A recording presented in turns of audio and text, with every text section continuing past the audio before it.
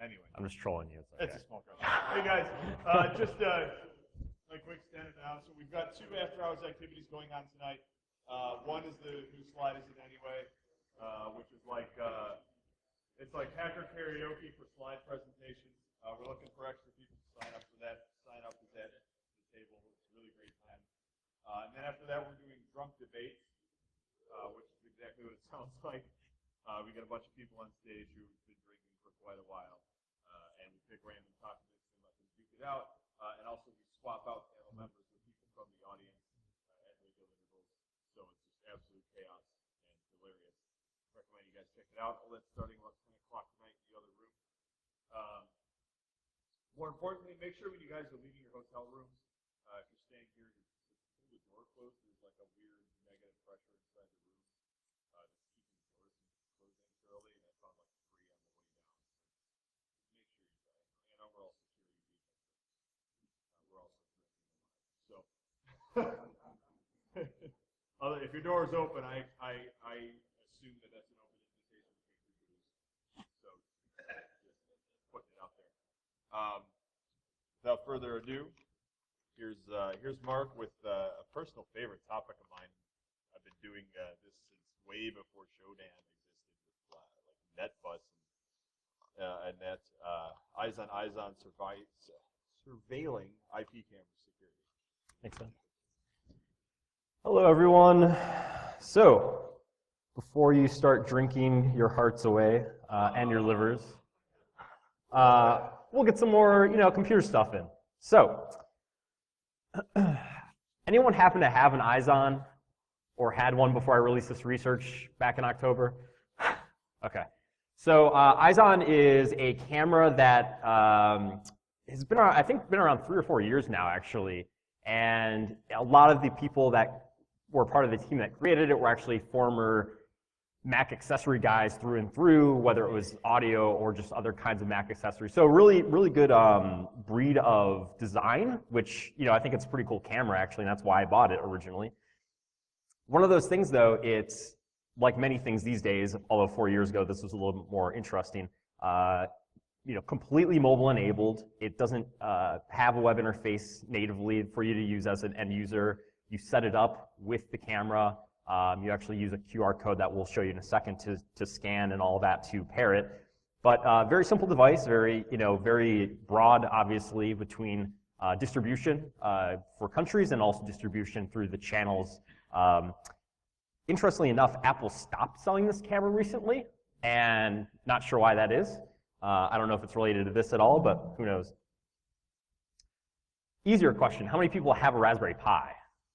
Okay, a few more people, there you go. So I bought a Raspberry Pi a while back and set it up with Linux, set up SSH, threw it on my network and completely forgot to set a static IP. So I didn't know what it was, so like most people I just nmap my network and try to figure out where this Raspberry Pi went. And when I scanned my network, I became horrified to find this giant list of ports that I had no idea why they were on this device, what they did, et cetera, et cetera. Most importantly, I saw telnet. And if it's 2013 at the time and you see telnet on your network and you didn't willingly put telnet on your network, you probably should look into that just for what it's worth. So this was the list of ports I saw pop up on this one device. Very quickly, assessed that, hey, I think the one giveaway is the RTSP, which is a streaming protocol. So I assumed, hey, it's probably video related. I only have one camera on my network, so that's probably what it is. But certainly enough ports for anyone to kind of be worried about, especially all those TCP ports doing God knows what in the high range. So if you have a device, and really, I mean, I was just chatting with my buddy earlier, like the one thing that I think gets lost in a lot of security talks is actually methodology and how you go about doing what you're doing. So when I knew this camera existed and I knew it had telnet and I knew I wanted to do horrible things to it, I decided, hey, I should make a kind of a wish list of what those horrible things might be. So obviously, if it's telnet, I think everyone would think get a shell, right? Get root, hopefully, that would be ideal, and have that remote access. But other things, if it's running a web service, we saw a couple web service ports. If it has RTSP, what about the streaming protocol? What does that mean for us, and what access can we get for the video? And then the device itself, any embedded device has a few, core tenets, firmware obviously being one of them, and then other aspects of it's a camera, so it probably stores data or sends data. How do we intercept that or do things related to the camera storage? So again, the entire setup is actually done just with your mobile app. It is an iOS-only device, so you have your mobile app, you have your camera, you scan a QR code that you've basically encoded with your SSID and WPA2 key or whatever. And this screenshot, when I was putting this deck together a while back, I was kind of lazy and didn't want to just take a screenshot off my phone or something. I don't know why I didn't do that, but so I did a Google image search like most do, and I found this QR code. And I was like, hey, what's interesting is this QR code's like from their marketing materials. I wonder what the QR code says. So I looked at the QR code. I know it's a little hard to see, but the actual network is actually STEM Office 136, and STEM Innovation is the company that makes this camera. And then the password is We Live Apple. So I've never, gone out to, I think, where they're based in Utah. But if you drive by their office ever and happen to see this SSID, you might want to try that password. So multicast DNS is one thing that you'll see with a lot of embedded devices. Generally, if you have something you pop on your network and it needs to be set up, multicast DNS is a very quick way to help that pairing process get rolling. We see this with, of course, IP cameras, but things like printers, like DSLR cameras that have Wi-Fi modules, many similar uses like that. So one thing that we can notice quickly is just some basics about what that camera is. So it has an ARM chip, which isn't super surprising, and it's running Linux, which also isn't super surprising. That's going to be the case most of the time when we're looking at devices like these. One thing I saw initially, though, when I was starting to look at this network traffic with the camera is I did see when you basically bootstrap the camera and start it up for the first time after a factory reset, it sends over this RSA pub key. Now, if you see a public key going over the network from a device like a camera, you're like, oh, that's good for them. It seems like they're going to transmit this to me, that then I can encrypt data and send data back over and have some integrity to this process. We'll talk about that in just a second. The one thing that we do see, and I do mean the one thing that we do see, is the admin password. When it's generated, it actually comes over and it's encrypted, and assumably it's encrypted with with that pub key to be then delivered and decrypted with the private key on the other side. So you're basically doing a secure transfer of that generated admin password from one side to the other. So, and that's perfectly reasonable. That's a good use of crypto and a pretty common way to do things. To jump ahead just slightly, and you guys already know this talk's going to go downhill for them for security, so I'm not really spoiler alerting too much. But one little list of ideas that you should probably know about as well is the camera can only be attached to one account at a time. That means if, like my wife, she can't have the camera attached to her account and my account at the same time, which means you have to have shared credentials if you want to have access to this camera, which is never a good thing. When the device resets, though, and goes to factory mode, these are some of the process output on the camera. And I really like this part because it's the most literal thing ever. It's been factory reset, complete _ reset. Like very few things in software is ever that straightforward on what it's actually doing. So I found that amusing. But the other thing to know is the admin password. If you do end up changing that password, everything breaks and it gets really, really unhappy with you. So in terms of what you could do to access this camera, there's certainly a very broad way, number of ways you could go through trying to gain access. And it depends how much time you want to spend. You could go the route of, hey, I know this runs some web software. Let's try to, exploit the CGI app and try to get remote code execution or something, right? Okay, that's one route. Because the admin password's going over the wire encrypted, that seems like a bad idea. Even though you might not want to use 1024-bit RSA to do certain things, I wasn't too concerned like I would actually want to go down that road. It just seemed like a fool's errand to try to brute force that, because it could be a 5-digit or a 5 alphanum type password. It could be 100 digits or something. I don't know. So why waste time? There's got to be a better way. Looking at the traffic, you can actually see that it's doing HTTP digest mode for all of the actual HTTP calls. And the thing about digest mode that you need to know effectively is a bunch of data is public about those operations, like a bunch of the data coming over those connections is public. And it's all clear, clear text. The one thing that matters is when you actually compute the digest of that transaction, unless you know the secret key that's actually creating that key digest basically, you can't do anything. So again, if we don't have the password, we have nothing with that. Telnet, trying to brute force that, sure, we have network access to it, but connectivity issues, if there's any throttling built in, if the device just melts because I'm hitting it too hard, there's a lot of downsides to that. It's not like I'm doing a local attack against like a password hash. It's not necessarily going to be fast or that good of an idea, and I'm also super impatient. And hardware modification is not something I'm super familiar with. I've learned a little bit since then, but it's also not, at that time the cup of tea. So things I do know about, we'll talk about a little bit. Decrypting apps. Decrypting apps is something that's very easy to do with a jailbroken phone.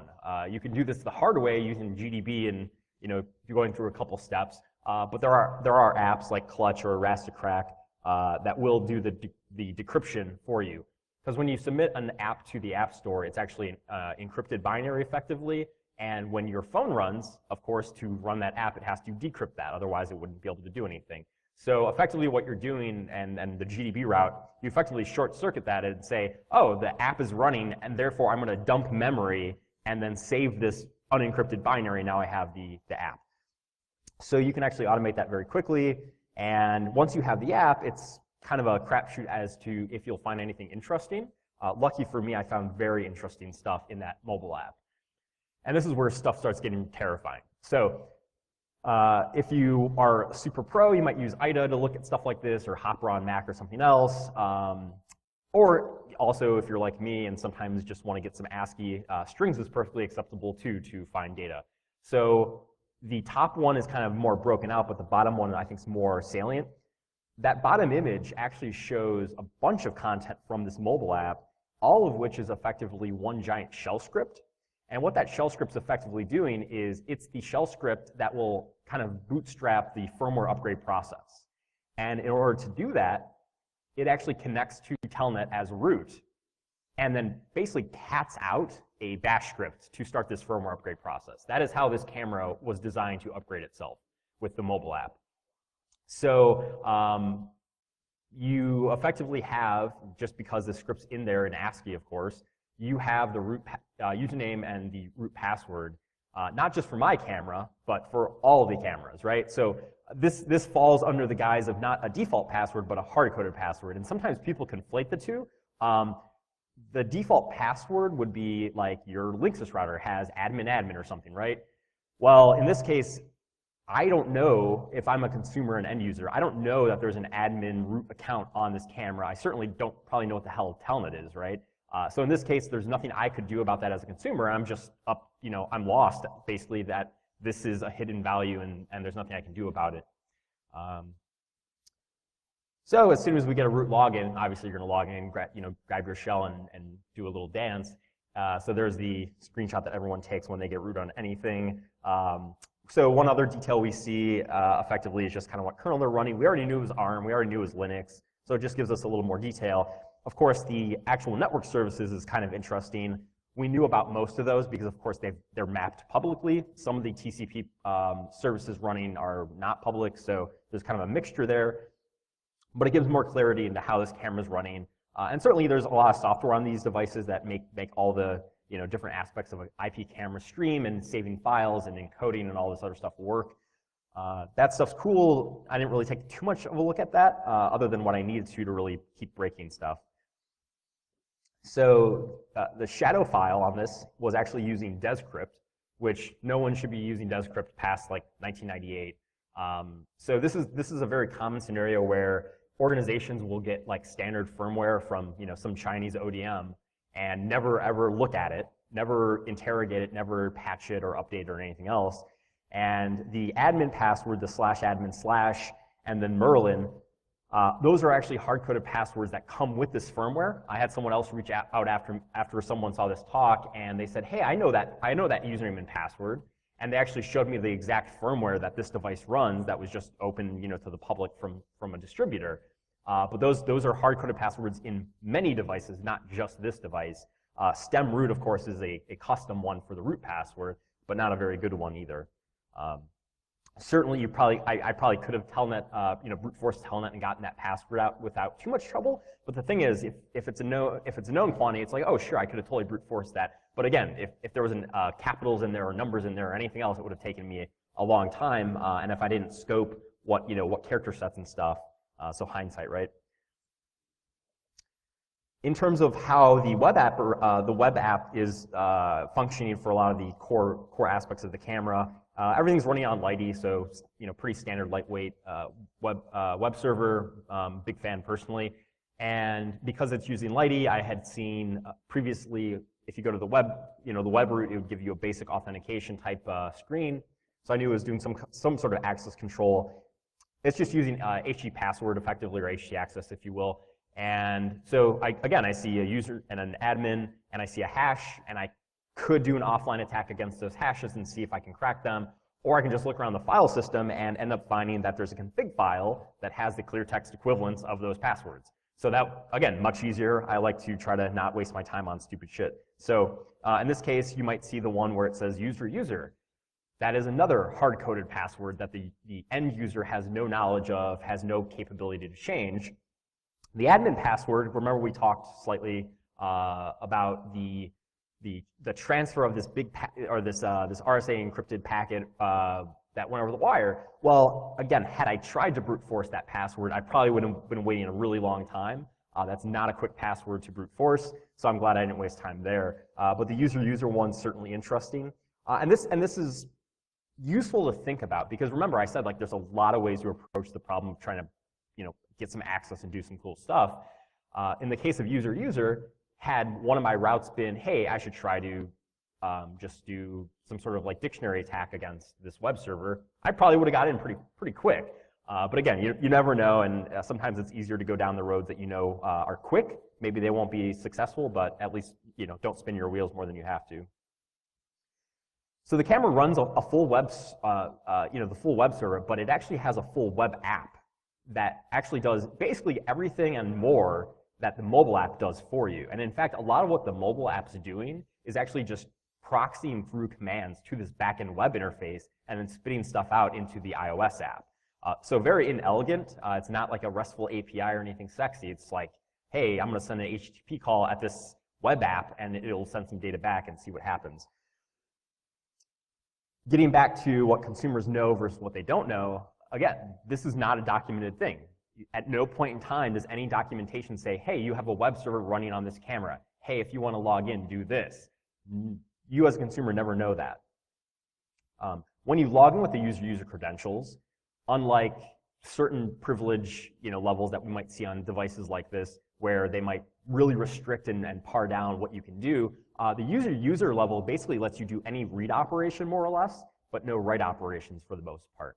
And in this case, you can watch the video, you can listen to audio, you can make it streaming video, streaming images. There's actually a Flash interface in here. You can also see, most interestingly enough, you can also see the API keys for all the third-party services that this camera is using.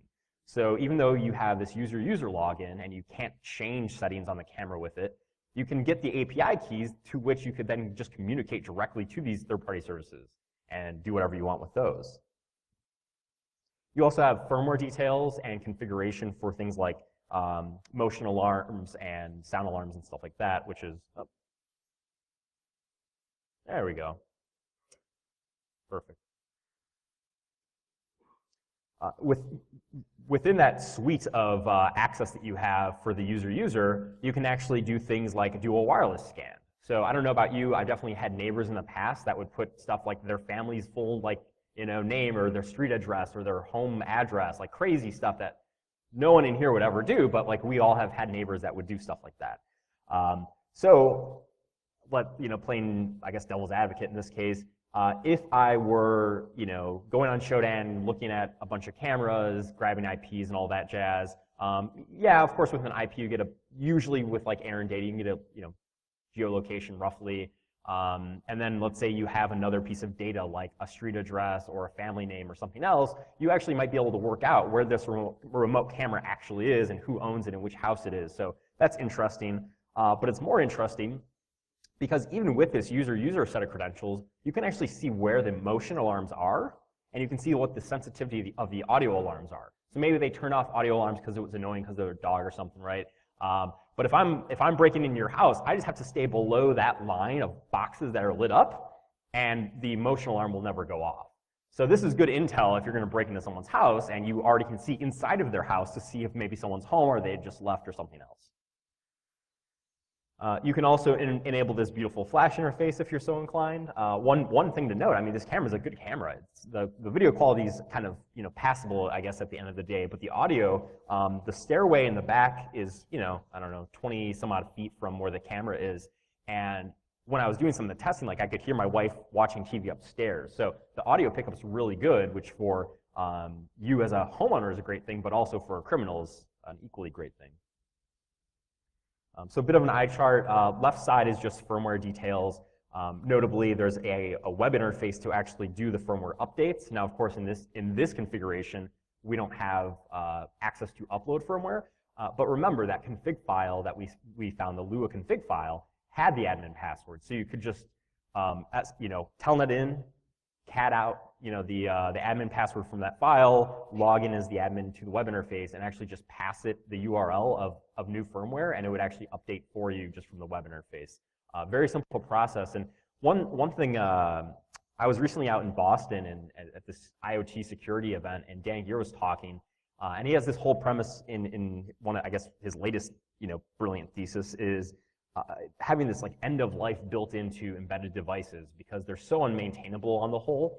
And there's also the premise of how do you really verify integrity of something like this ever? Because you're trusting the device to tell you that it's up to date or it's safe or whatever the case might be. So if I update firmware on your device, I can just always turn off that it will never update firmware again and never override my settings. So once you have a device on your network like this, after you, and hopefully even by the time you get it to your house, after you open the box and put it on your network, you really can't for sure say probably that it's actually secure still, which has some concerning implications.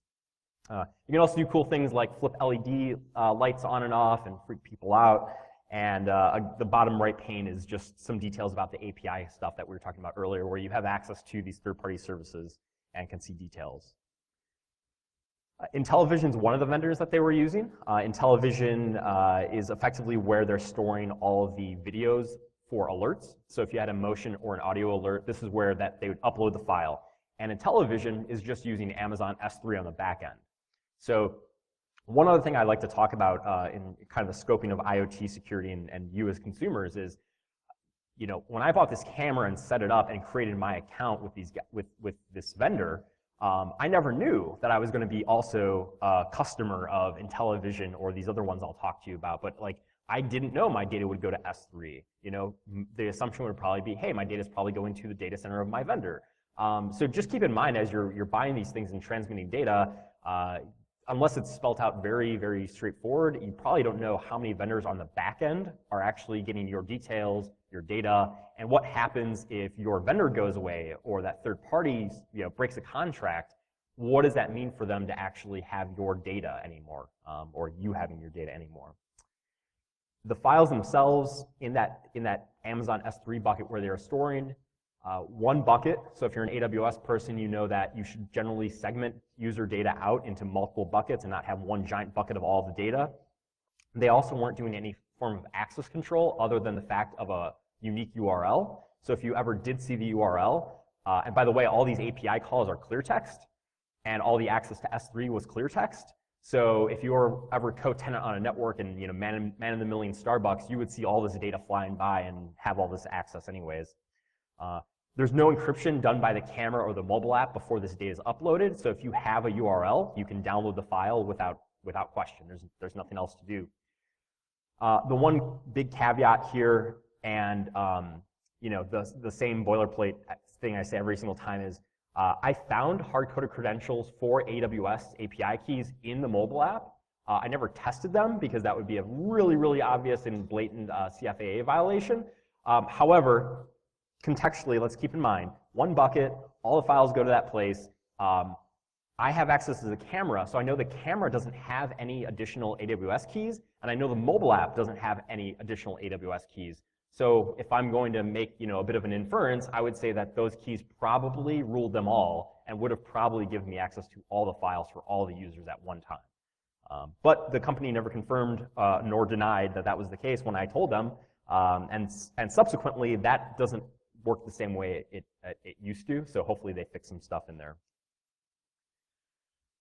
Now, it's bad enough that your data wouldn't be encrypted when it's uploaded to this third-party service that you're not even aware of. It's also bad that the files weren't protected by access controls or credentials at all. But also from the mobile app, because remember, everything's in the mobile app, I actually found that if you deleted a file using the mobile app, which is the only way to delete a file, it might actually not delete the file. I deleted a file from the mobile app. It was there 2 months later. I think I checked a couple more subsequent times, and it's one of those things where if you have a video that gets uploaded accidentally, you walk through your house, your dog barks, and you're naked. All right, you're like, oh, that's funny, haha, I'm gonna delete this video off the internet. No, you might actually not delete the video off the internet, and not only are you not deleting it from the internet with your vendor, you're not deleting it with the third-party vendor who's then using another third-party vendor to store it. You have no idea that file is there. The only reason I know that file was there after the fact is because I knew what to look for and what URL to go to. And that was honestly kind of happenstance that I even realized that. So pretty terrifying when you think about where your data is at and what else is out there that you're unaware of and who has that. Yoix, UICS, they're the people that do the actual streaming. So if you're remote and you want to stream the video camera to your mobile app, they're the people that actually provide that service. The data that's being streamed, and this is where the web interface really comes in importantly. When you request actually accessing your camera, the way that works is that there's a daemon on the camera that's making a connection outbound to their streaming server, and then your mobile app is contacting the service provider, and all they're doing is basically proxying you. You are literally seeing this web interface effectively in your mobile app and just have no idea. And it's not like you're streaming video from their server. You're streaming video from your home. Literally, it's just proxying it through their server. So in terms of network attacks, if they have an outbound TCP connection that you have direct access to a web server with, if you can find a vulnerability in that web service without knowing credentials or anything else, you could just break in and execute code or something and be on network and have co-tenancy with the rest of the network that this device is on. And a lot of IP and embedded type devices like cameras and similar are actually going about this in a similar way, which is terrifying. A more ideal way would be data streams outbound from your network to a third-party service or whatever, and then you connect to that service, and they're basically caching that data and streaming it live, not opening a proxy connection between your two networks. That's no bueno. Having that middle point that terminates those connections and doesn't let you back in the other way is a much better way to go. If you can see in the screenshot, and by the way, I regret cutting off the fact that it says HTTP, so it's not encrypted either. It has proxy9.yoix.net and then some high number port /mobileye. Those endpoints, assumably you can enumerate those. I never tried to actually see if I could see other people's cameras by enumerating those. Knock yourself out if you want to go down that road, but I wouldn't recommend it. It's one of those things, though, you, again, as an end user, do not know that you have this open connection for the internet to be inside of your house. Like, no one's told you that that's how this works. And so that's frustrating, and more frustrating, as I said, is it's not actually doing encryption. So if you are at Starbucks and you are streaming your video, that actually will not be encrypted, and someone can watch the video along with you. One other well, not one other, but a couple other aspects about Yoix. getting back to password security and stuff like that, and data transfer and who owns your data and all this other stuff, when you sign up to STEM Innovation, they would actually give your password to a third party to create an account with a third party. So when we talk about like password breaches, and people are like, well, I use like LastPass, so I manage, so I know like if X gets breached, I'll totally just get rid of that password. Well, a third-party vendor now has your unique password that you created for one service. So if they get breached and you don't know you're a customer of theirs, how safe are you now, right? So the LastPass model works really well when you have like a single password per service and randomized and all that, is that no one else actually uses that password for another account that can't be breached without your knowledge, hopefully. This completely ruins that premise.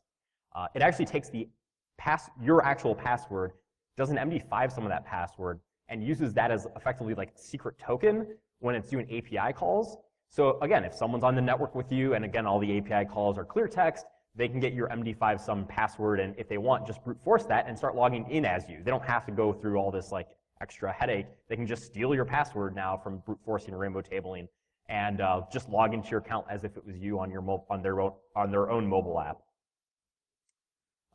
So a couple examples of the API calls that they were doing. The bottom one will actually create a token, and then using that MD5 password, and then the token itself will come back, and you can then pass the MAC address of that device and start doing API calls to your heart's content. So what I did, like most people, I looked at Shodan, but what I did slightly different than what some people might have assumed. The data set's really small in terms of the number of devices. Part of that, I think, is market share. I know it's sold a lot of places, and I know it has like really good retail presence. However, keep in mind that in order to find these cameras, you would have to basically be port forwarding or have no firewall, or some other combination that allows you to see telnet on the internet, which is kind of weird. However, the other thing I did is not look at HTTP, which probably would have been a little bit more likely to be on the network. There was really no consistent, unique signature for the HTTP server that I felt really confident about. So I took the thing that I felt most confident about, which was telnet, because the telnet banner was very unique. So at least I had a high assurance that that was a positive and not a false one.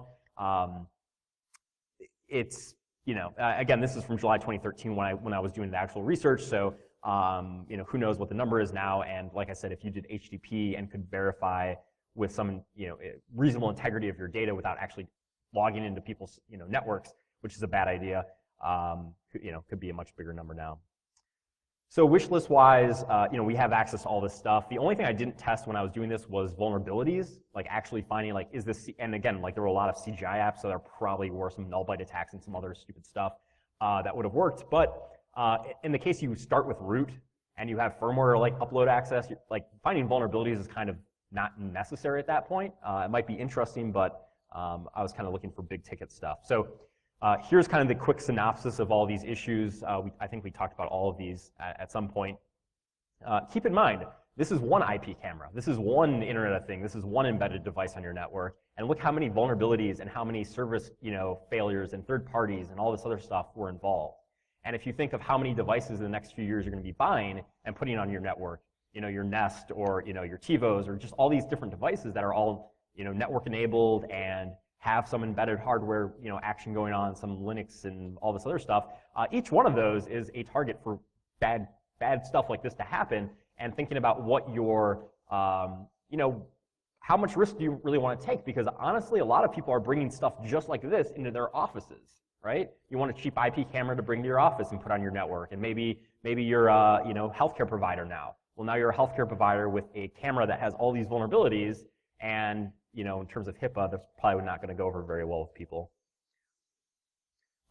In terms of the research subsequent, we'll talk about disclosure in a second, but there's some still room to do some other stuff on this camera if you're so inclined. Number one, of course, finding vulnerabilities in the actual apps on the camera. Remember that a lot of the code on those cameras are actually the third-party vendors' code to actually run their daemons and stuff. So it's kind of a bigger scope than just the camera itself, but could be interesting. Doing custom firmware, doing funny hacks, putting like a hat on someone when they walk by or something. There's a lot of room there if you're so inclined to do that kind of stuff. And the APIs, I really didn't look too hard at, mostly because most of the API testing would have had to involve things that probably would have been mostly illegal, so it seemed like a bad road to go down as well. Now, in terms of what the FTC thinks about stuff like this, if you ever heard about the TrendNet case where effectively there was a vulnerability, it was really gnarly in that you could just go to a URL and get direct access to IP cameras. Someone created a list of about 700 or so of these cameras, put them online, people started, posting to the Reddit and 4chan, all this other stuff, and that got the attention of a lot of news agencies, which in turn got the attention of the FTC. And subsequently, TrendNet got some pretty heavy restrictions and some other action against them because of their failure for security, which is good. People should be, somewhat chastised for huge failures like that, especially with regard to the privacy and safety of so many people. Now, in terms of the language, one of the restrictions was the FTC said that in marketing materials, TrendNet couldn't use effectively the phrase, this is secure, or the camera is secure, or security, or any of those kinds of offshoots. And if we look at the Izon website, and this is, again, a little bit old now, that website, of course, said secure, bank security, grip military, all the kind of marketing stuff you guys see all the time. Now, I would contend that in terms of what TrendNet did wrong is it pales in comparison to me to how much bad stuff STEM Innovation did in their camera and complete failures of security. But again, I didn't try to put 700 people's lives in danger, so I guess it didn't make enough news. Disclosure timeline, pretty quick timeline. I actually had submitted this research to a couple conferences, so I had a firm end date of when this research would be released, unless someone directly asked me to redact something or hold back something or whatever else, which I'm always happy to do for a company if they're acting the right way about things. But for my very first email, I said, I have some security issues with the camera. I'd like to talk to your senior engineering team or someone else that can talk about these kinds of issues. Just so you know, I'm going to be releasing this research in October. So since email number 1, they knew that that was basically the end date. Through all of my weird email exchanges, and many of them were very weird, I really got pretty much nowhere until the 14th of October, when they kind of piped back up. And I was asked to have a conversation with them and talk about all these issues that I found. And they said oh, and your research is wrong, and this isn't right, and something, whatever else. And I'm a pretty humble guy, so if you say the research is wrong, I'd love to know what went wrong. But keep in mind, I have screenshots, I've tested things, I've seen results. I can confirm that data I deleted is still there. I can confirm that the root password is hard-coded into all your cameras. That's a very simple thing to do. So yeah, I think it might have been a little bit more posturing on their side than anything. But when I did offer to meet up and talk and all this other stuff, they never got back to me and still have never gotten back to me. So, oh well. Good news is, as far as I'm aware, all of the major vulnerabilities are patched, remediated, mitigated, or some other way been fixed. I don't use the camera myself anymore. I bought a different camera from a much better vendor for security. And so it's kind of the way that most things go. You put some time in, you try to get some results. Usually the results don't come out until way after you're frustrated with the vendor because they've stopped talking to you or threatened you or whatever else. So keeping in mind, Wi-Fi thermostats, Nest and stuff. I think Honeywell actually has their own kind of Nest-like thing coming out very soon. Cameras and light bulbs and all these cool things that we have that are internet-enabled or some way or another. Keep in mind, if that device communicates out of your network, maybe it's a reverse proxy. Who knows, right? You have to verify that yourself. Maybe it has hard-coded passwords. How do you know? Dumping firmware, going to mobile apps. This is stuff that, as consumers, you have really no insight into unless people like me or someone else in the room does research to tell you about the things that are on your device. So I would encourage you to look at devices like this. Certainly don't attack network services out of scope of your network. But if you have a network device and you're running Wireshark on your home network and you bought the hardware and stuff like that, reasonably assured that you won't get in too much trouble. Now, certainly I would talk to the vendor and be very kind, and you should always be courteous to people that you're working with for security research, because lawsuits are very easy for big companies to throw at you. So keep that in mind as well. But still never found the Raspberry Pi. I know it's there. I just completely stopped caring, and I mean we're almost talking a year now, and I still don't know where that thing is. But This was a much more interesting project than like I don't know what the hell I was going to use that thing for, like a Tetranet server or something. So some quick shout outs. The folks, Quine's over with us now at Duo, so we stole him away, but Octave Labs guy let me use their cluster for password cracking to get that one admin password, so I didn't have to burn up my CPU for that. Jono and Adam at Duo for some guidance and stuff, and then my buddy Martin at Duo actually let me use his jailbroken iPhone. I love how the one jailbroken iPhone we had at a security company belonged to the video editing guy at our company. Like, we have subsequently bought our own jailbroken iPhone for testing. So, so contact details, please reach out to me. I'm sure you guys will have the recording after the fact if you want to kind of double back, but slides are at Speaker Deck. My personal website, uncompiled.com, has a bunch of other security decks and other cool stuff. And then in terms of, I guess, time, I actually finished pretty early. So I have 10 minutes for questions. If we don't need that, we'll check out early and get more beer. But any questions, you guys? Yeah.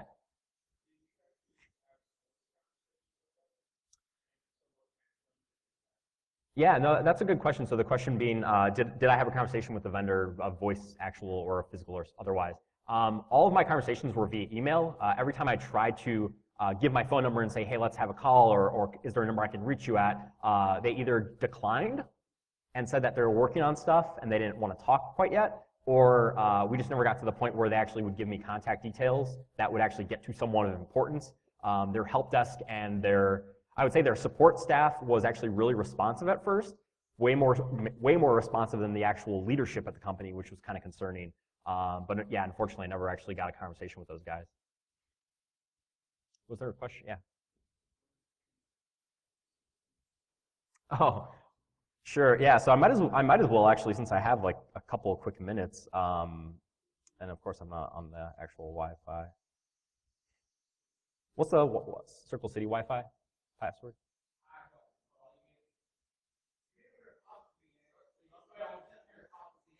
Sorry. What? Hold on.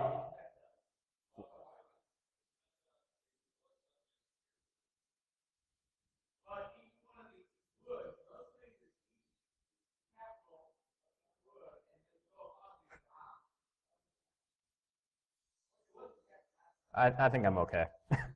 There. Oh God. Oh look, LinkedIn. Good.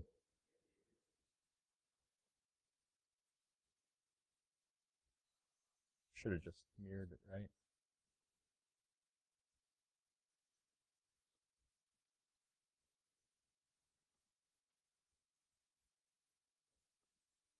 All right. So that mostly fits on the screen. There you go.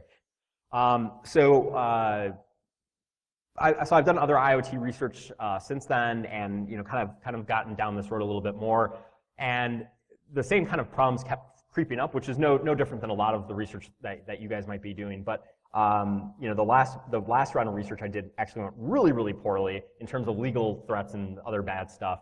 And so myself and then Zach Lanier, or you might know him better as Quine, we decided to start an initiative called Build It Securely.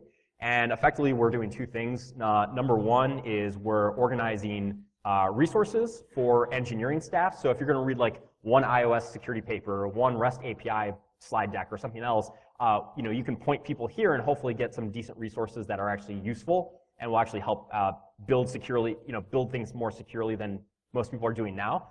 So education is one part. Part number two is we also are doing basically pro bono security research, like most of us do anyways, right?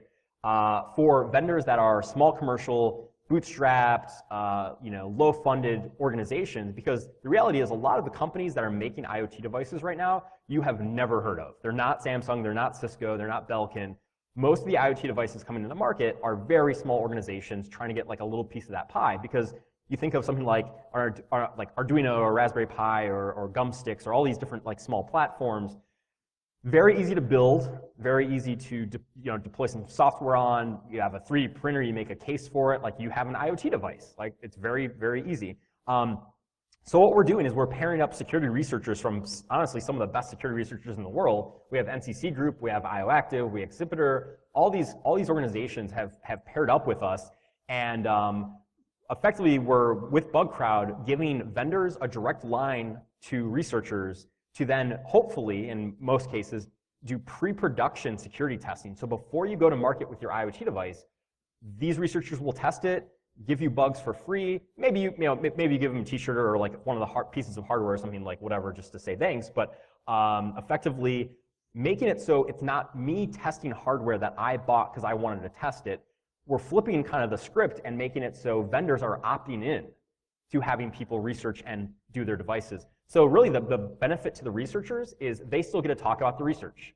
They get to go to conferences like this, not be threatened with legal action, not be threatened with C&Ds, and actually come and talk about the same important learnings that I just talked with you guys about today. So that's what we're up to with Build Securely. And to the long roundabout answer is Dropcam. So Dropcam is a really, really cool company. I actually was out in San Francisco during RSA, sat down with their engineering staff, gave this slide deck and another slide deck about IoT security. They have a great security page. They have a great bounty program for public stuff. They're one of our first partners for Build It Securely. They actually have a new product coming out soon that we're going to get access to ahead of when it releases, so that hopefully by the time, and this is really the goal, hopefully by the time products come to market, they have been researched and looked at and reviewed and patched, rather than you guys buying 10,000 units and having to try to patch those after the fact. So that's what we're up to. It's gone very well. We started in February. We're actually just about to put hardware in researchers' hands from Pinocchio, which is a system on chip that's actually based out of Michigan. And then Dropcam has some stuff coming in July for us. So it's been successful. We obviously have, again, like a really good share of amazing people, way smarter than I am. And we're going down the right path to hopefully not probably change security for IoT, but certainly help some of the smaller brands and make it a little bit more easy to get the assistance to get to market more securely, and hopefully that kind of snowballs a little bit and see what happens. So sorry for taking up Q&A time. Any other questions? Yeah.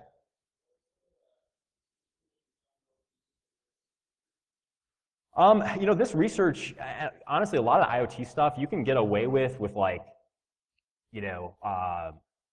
Ettercap and Wireshark. I mean, for all the network stuff, right? If you want to do more of the iOS stuff, again, like having IDA Pro or something, or Hopper to do some of the analysis of the actual mobile image is useful. If I was going to do the hardware stuff, you probably want some hardware like JTAG if that's available, or like a logic analyzer. Yeah, most of the work, honestly, as you guys saw, like as soon as you got root on the thing, everything kind of collapsed for them. Because once you can see inside of the black box, it's not so much of a mystery anymore. Yeah, I wish I could say this is a lot like harder to do, but that's why I'm encouraging you guys to like buy some IoT crap or just stuff you already own and look at it, because honestly, you'll have at least some research stuff to get some free tickets to conferences, worst case, right? So it's not the worst way to live. But it is beneficial. You think of like that IP camera, they fixed all those vulnerabilities. Granted, like I had that camera, but I actually had also bought this camera for my brother, who has two like 6-month-old twins. Like, do I really want some creepy person looking at my nephews like from a camera on the internet? No, absolutely not. So it doesn't just have to be like cool hacker research project. Like it's bordering on altruism. Like you want to help people that can't help themselves. You want to tell people that they're in danger. You want to get things patched that people are paying $130 for and doesn't even have basic security. There's a lot of good that we can do in the community, and certainly other Hackers for Charity and Blood Code and all these other endeavors certainly have a much more primal benefit. But at the end of the day, like safety and privacy of citizens of our country is also a pretty damn good way to spend your time. So yeah, I really do encourage you guys to do some of these projects if you're already not. And I hope to see your slide decks in future events. Any last question? Cool. Well, thank you. Oh, sorry. Was it?